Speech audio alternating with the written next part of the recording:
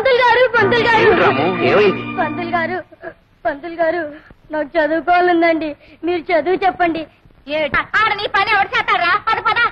నేను పాలు కప్పని చేయను. పంతులు గారి దగ్గర చదువుకుంటా.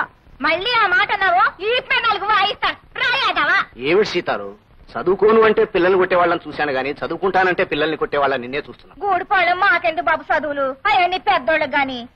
ఇంట్లో ఉన్న 4 కష్టపడితే గాని మా పొట్టలు గడవు. నేను పంతులు గారి దగ్గర చదువుకుంటానమ్మా. అత్త బావ చదువుకుంటానంటున్నాడుగా, చదువుకోనియే. చూడు రాము, చదువుకోవాలనుకుంటే స్కూల్కే రానక్కర్లేదు.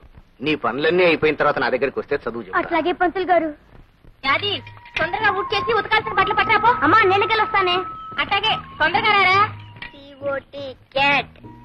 అమ్మాయి గారు తప్పమ్మాయి గారు, సిఓటి క్యాట్ కాదు కాట్, సిఏటి క్యాట్. రాము నీకు ఇంగ్లీష్ వచ్చా? ఓ రోజు నీ పంతులు గారి దగ్గర చదువుకుంటున్నానుగా. నీ పేరు ఇంగ్లీష్ లో రాయ్. RAMU రాము. ఈ దాచినపల్లి హిట్లర్ రాఘవయ్య కూతురుతో సమానంగా గూడెం వెధవి, అంట్ల వెధవి పక్కన కూర్చుంటారా? అంతరాని వెధవల అలా మూలన పడుండగా పలకూర్చు పక్కన కూర్చుంటావు. ఎక్స్ట్రా అక్కడ పడి ఉండకపోతే పాతేస్తాను. పోయి పని చూసుకో. మాస్టారు, గొప్పింటోళ్ళని మేము ముట్టుకుంటే వాళ్ళు మైలపడిపోతారా? ఏమిటి రాము, ఏమైంది? మాస్టారు, వాళ్ళు గాలే పిలుస్తారు, మేము గాలే పిలుస్తాం. వాళ్ళు నీళ్లే తాగుతారు, మేము నీళ్లే తాగుతాం. ఆ దేవుడు అందరినీ సమానంగా పుట్టించినప్పుడు మేము అంటరాని వాళ్ళం ఎలా అయ్యాం మాస్టారు?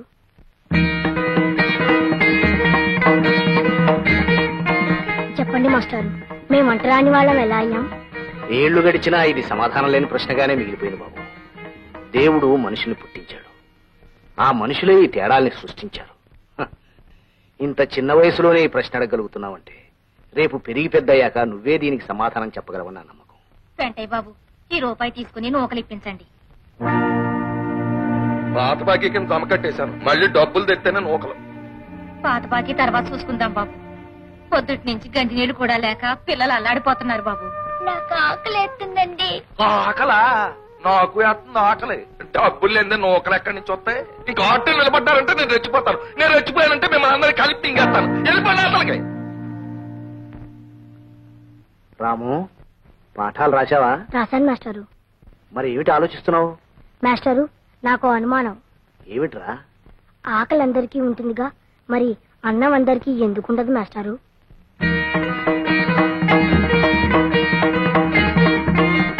చెప్పండి మాస్టారు. అదే, అది దైవ నిర్ణయం బాబు. ఇదిగో బాబా మొదటి ముద్ద, ఇదిగో తిని బావా. అది ఇవాళ ఆదివారం కదా, మాస్టర్ గారి దగ్గరికి వెళ్ళి కొత్త పాఠం చెప్పించుకొస్తాను.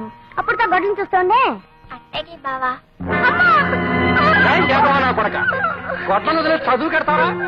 అన్నం మెతురు కంటే అక్షర ముక్క ఎక్కువ తొక్కస తోట్టు కొడక. తొక్కలో తొను నా కొడుకుని ఎరా పని పాటలు మానే చదువు గిదువని తిరిగితే నీ బాబు చేసిన అప్పెవడు తిరుగుతాడు. బచ్చా నా కొడక. గారు చదువుకోవడం తప్ప. ఒక్క అక్షరం మొక్క రాకుండా నన్నే ప్రశ్నలు వేసేస్తున్నావు. రే ఇంకో 4 రోజులు పోతే ఇట్లా సంగతి చూసేస్తావు.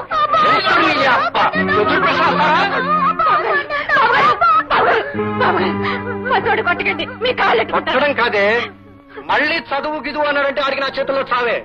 బాబు గారు, నా బిడ్డని కొంటే బాధినట్టు బాధేశారు బాబు గారు. మాస్టారు, నేను పని చేయలేదని కొడితే నాకు బాధ ఉండేది కాదు మాస్టారు. నేను చదువుకుంటున్నాను కొట్టారు మాస్టారు. నేను పని చేయడం తప్ప చదువుకోకూడదా మాస్టారు?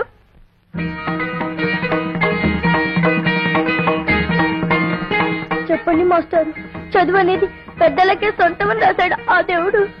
లేదురా, గుళ్ళో దేవుడు బళ్ళో చదువు ఏ ఒక్కరి సొంతము కాదు, అందరిది. నీ ప్రశ్నలు వింటుంటే, నీ మాటలు వింటుంటే ఎవరి మాట ఎలా ఉన్నా నీకు మాత్రం ఆ చదువు కావాలని, నీకు ఆ వెలుగబ్బితే నువ్వే 10 మందికి దారి చూపించే వెలుగవుతావు అనిపిస్తుంది. నువ్వు చదువుకోవాలి రాము. బాబు గారు, చదువు మాట ఎత్తితే అన్నిసారి నిజంగానే సంపెత్తారు బాబు గారు.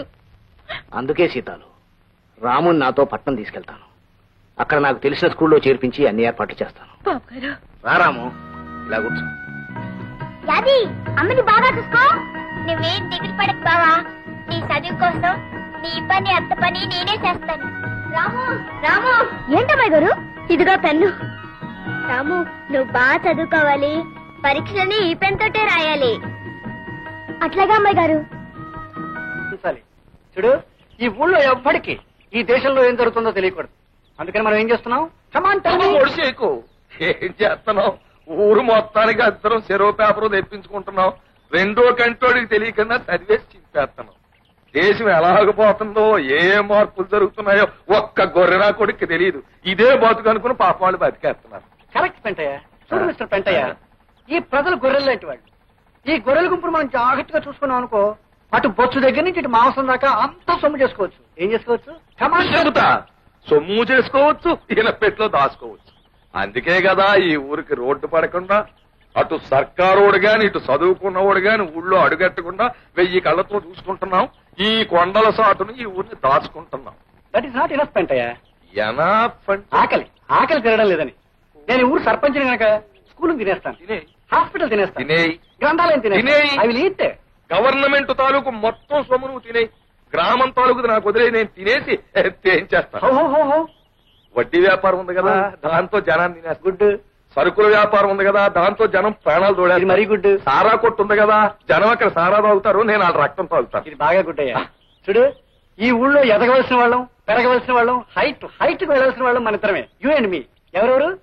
కమాన్ టెల్ మీ. పొడిసేకు పెంటయ్య, రాఘవయ్య. Hey Dachinapalli Hitler.